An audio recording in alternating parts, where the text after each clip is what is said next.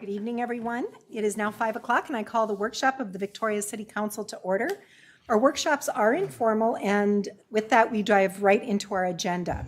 So we have one item on the agenda this evening, and it is a workshop item, an informational overview from District 112, Eastern Carver County Schools, on their fall referendum.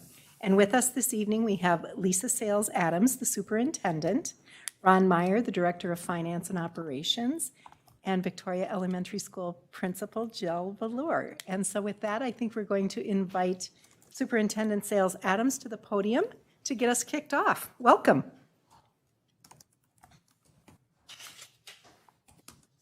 Good evening, Mayor McMillan, City Council members and staff. Thank you for this opportunity to come and present to the Victoria City Council and to continue our strong partnership and collaboration.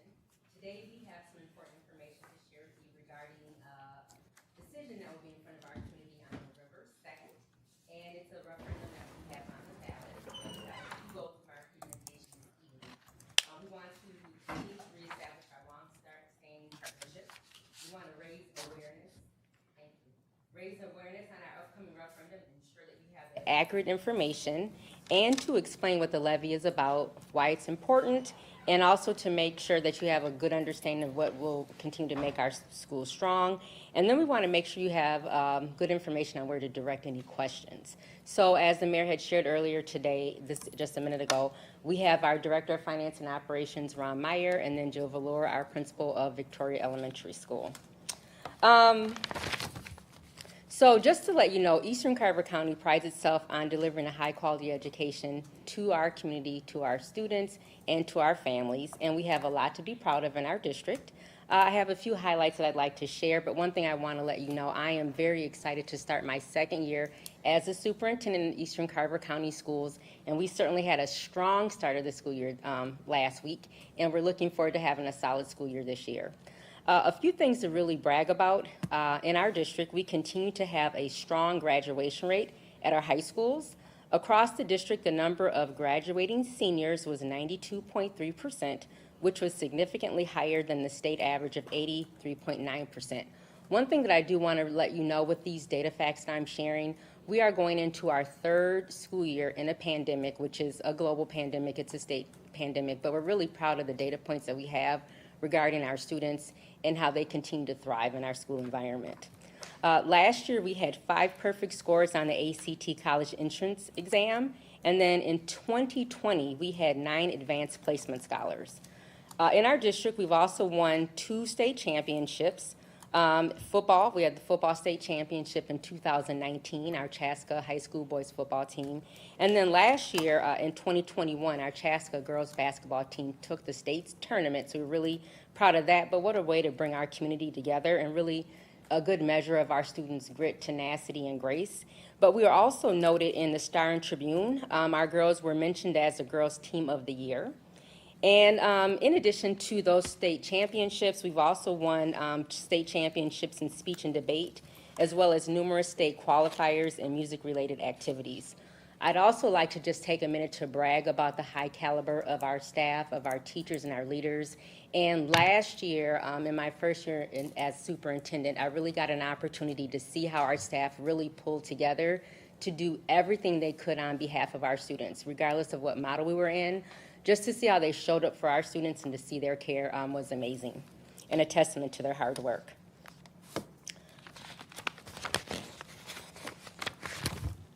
One thing that we do know, when we have strong schools, we have strong communities. One thing that I talked about last year is strong schools and strong communities, but stronger together. That continues to be a testament in my first year now, going into my second year, and wanting to make sure that people really understand about the quality of education and the quality of life that we have in our communities. Carver County has been ranked the happiest and healthiest county in the state. Our residents are highly educated, and we also have the fastest growing population. Our community continues to invest in our schools, and our schools have invested in our communities. We have delivered on these investments from our past referendums, and I'd like to share a few of those with you.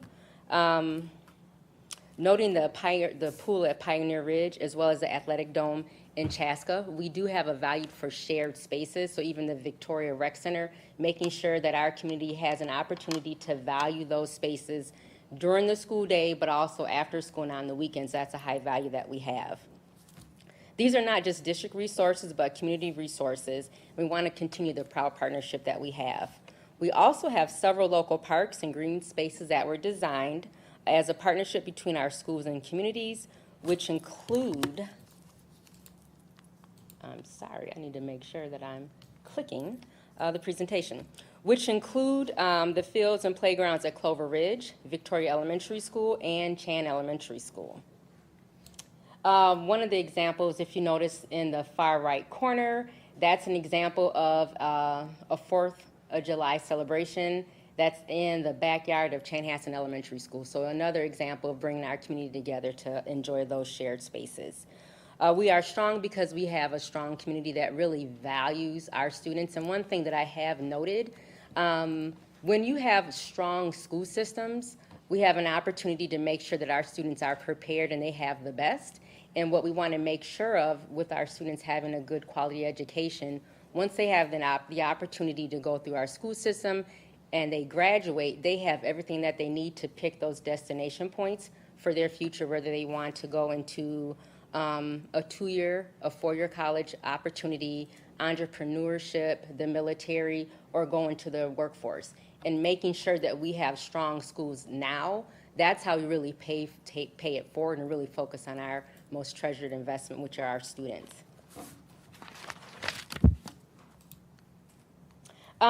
So one thing that we talked about, we had a survey last April 2021, and our communities and parents really showed us with these data points how they value our schools. The strong support has been reflected in this survey that really talks about the high quality of education from our teachers. And if you look at the slides, 94% of the community agrees that they receive a good value for its investment in our local schools. We have 89% that rate the quality of Eastern Carver County schools as excellent or good. And in addition to that, 91% trust the school board and administration to do what is right for our students. I had an opportunity about a week ago to take our show on the road. So typically with Welcome Back Week, we usually have a big coming together, and then I deliver our message to our staff in one setting. We decided to kind of break that up this year, and I had an opportunity to go and deliver a Welcome Back message to all of our buildings. And I will tell you, our staff were very thankful. They were overwhelmed, but they were very pleased to see the results from the community survey, because really that's a testament to their hard work.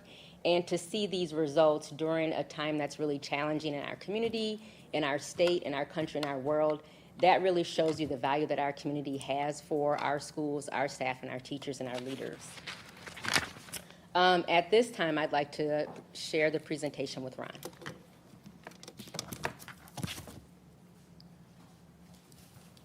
Mr. Meyer, welcome.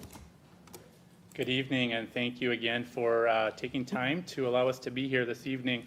So as Superintendent Sayles Adams just talked about, part of what continues to strengthen our schools as well as our partnerships with our communities is that our school district takes our responsibilities as being stewards of our public dollars very seriously. And we have been recognized for our budgeting processes by a number of state and national organizations.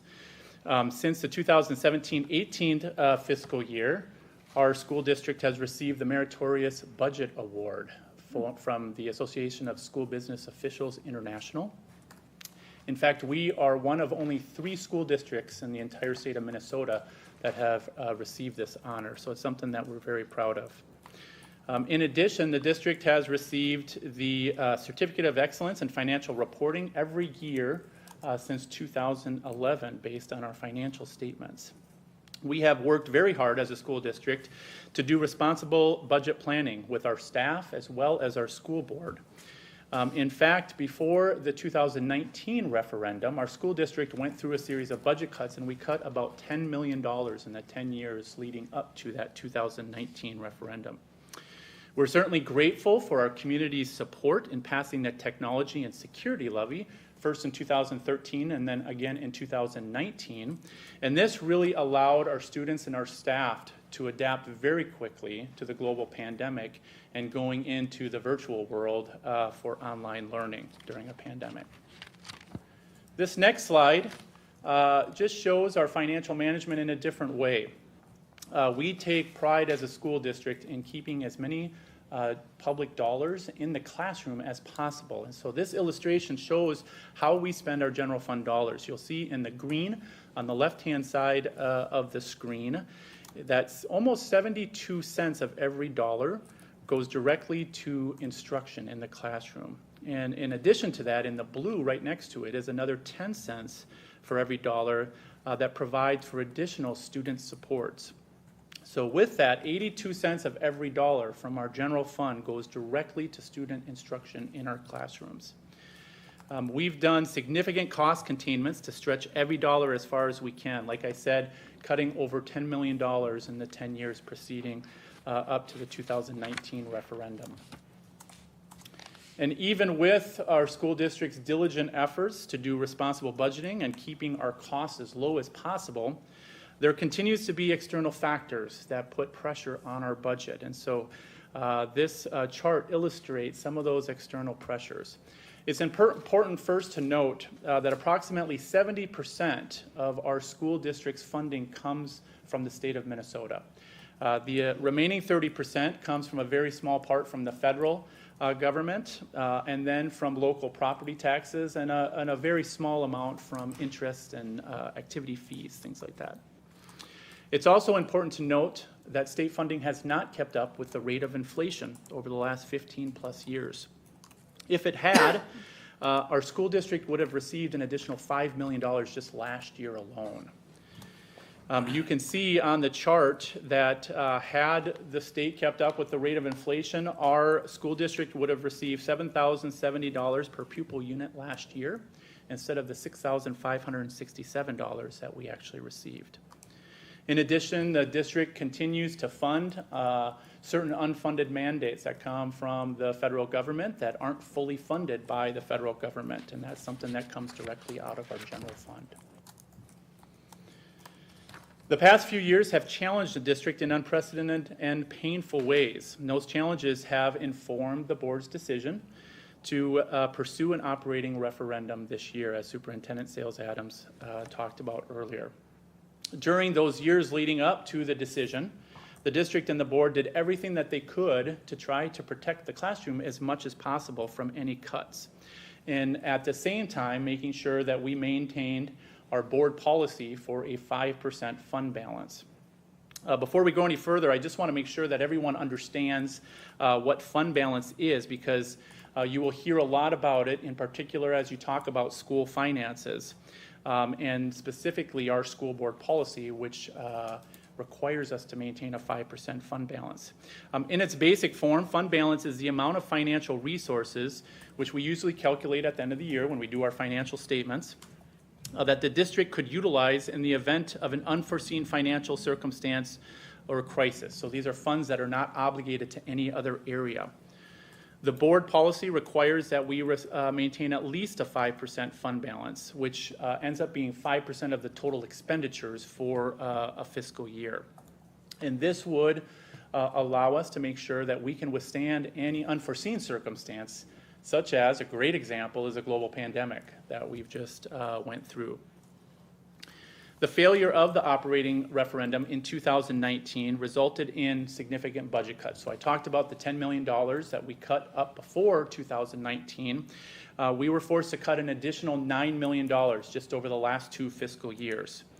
Because of the amount of the cuts that were needed, as well as the fact that we tried to protect those classrooms as much as possible leading up to 2019, unfortunately, those cuts came in a difficult way on our students and in the classroom. This resulted in losing really valuable staff in our school district, a decrease in opportunities for our students, and also specifically increased class sizes at our elementary level. And then COVID-19 came, and that presented its own set of challenges for our school district. And while we're certainly grateful for the one-time federal dollars that we did receive for COVID relief funding, many of these funds were designated for specific areas.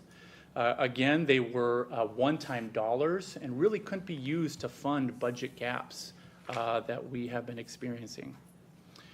Additionally, these funds, and this is an important element, these funds were allocated to school districts based on the demographics of the communities and the students that we serve, particularly their level of financial need.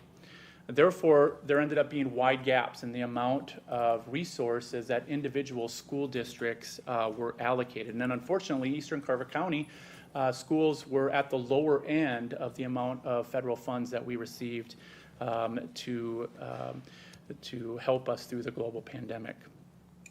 And in addition to that, much like many school districts across the state and across the country, Eastern Carver County experienced a loss of enrollment due to the global pandemic. 300 plus students we lost last year. And so this also has a substantial impact on our financial condition and our budget this past year. While we certainly do expect, because of the growth that we are experiencing here in Eastern Carver County, we do expect that enrollment to come back to us, but it's going to take some time for us to recover some of those gaps in revenue. Despite all of that, our district continues to deliver a strong academic experience in the classroom and also providing amazing opportunities for our students outside of the classroom. But without this additional funding, we cannot ensure that we can continue to deliver on that commitment to our students and to our families in the manner that they deserve and that all of us expect. We want to continue to build on our past success while also ensuring financial stability and growing our strong schools that are ready for our future challenges. And so with all that said, the school board has approved one question to be placed on the ballot on November 2nd to address the need for operating revenue. If approved, this 10-year levy would provide an increase in operating revenue of $550 per pupil, which equates to about $5.2 million in the first year of this levy. The tax impact on the average homeowner, as you can see on the screen, is right around $20 per month based on a $375,000 home, or $242 per year. It's also important to point out that our school board originally, when they were considering an operating levy for this fall, they were originally considering a $650 per pupil referendum based on those significant cuts that we talked about and the need to stay above the 5% fund balance policy now and into the future.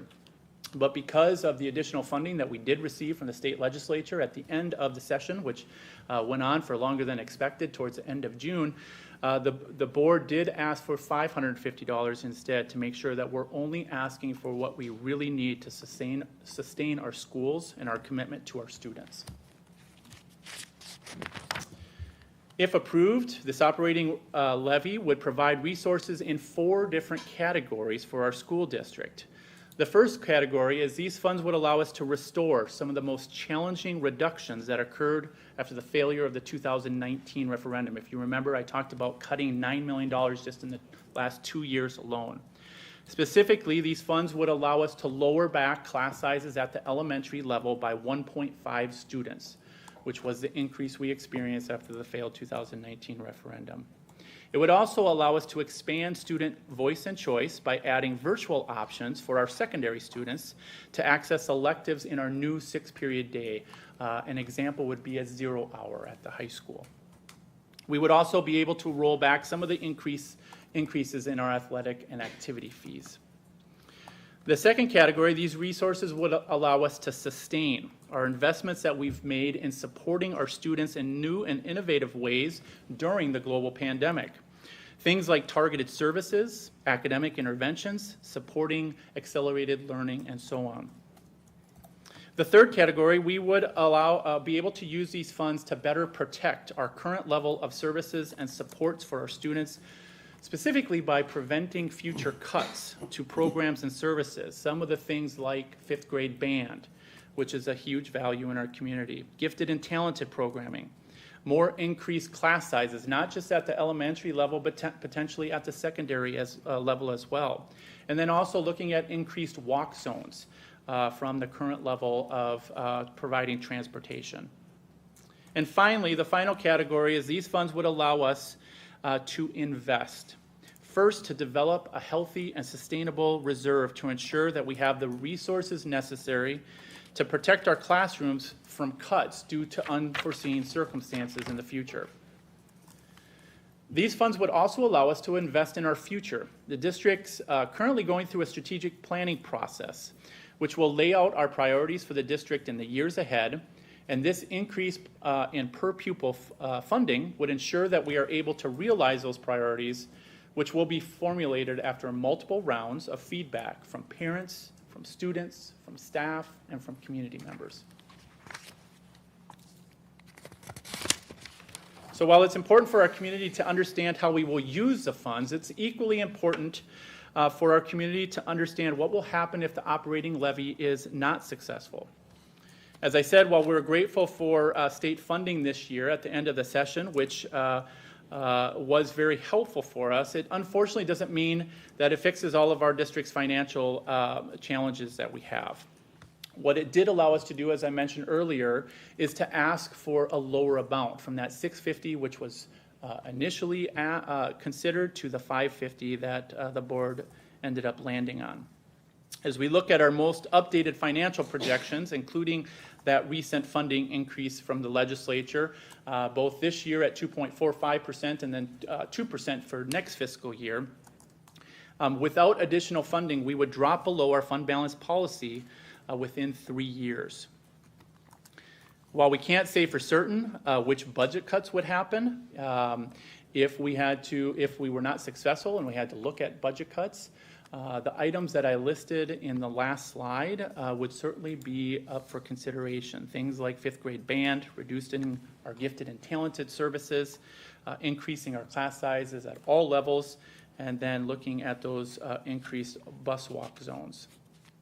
Finally, given all of that, it would be necessary, likely, once again, to go to our taxpayers in a future cycle to ask for an increase in the operating referendum.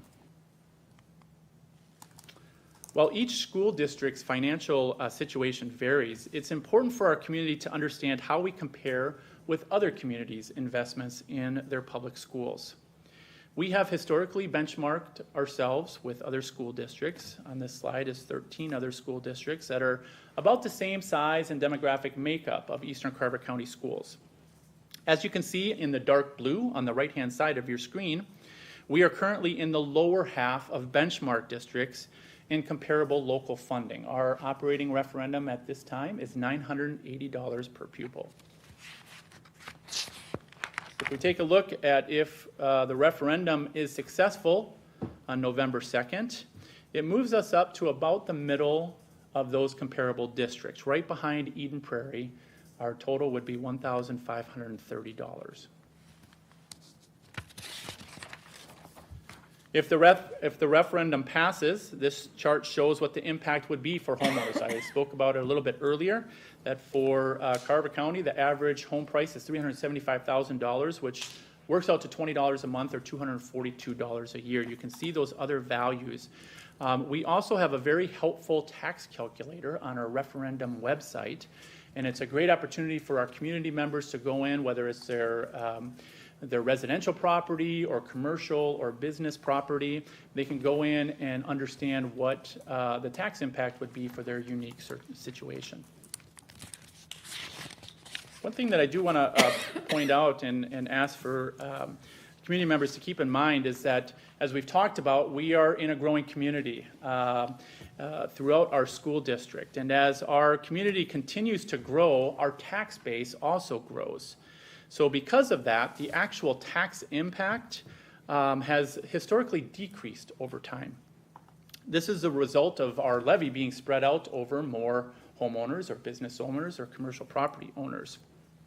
So if the community continues to grow as we anticipate, the estimated tax impact that I just talked about for a successful operating referendum, it's very possible that will be lower than what was illustrated in that last slide. So with that, I'm going to turn it back over to Superintendent Sayles Adams to finish out the presentation.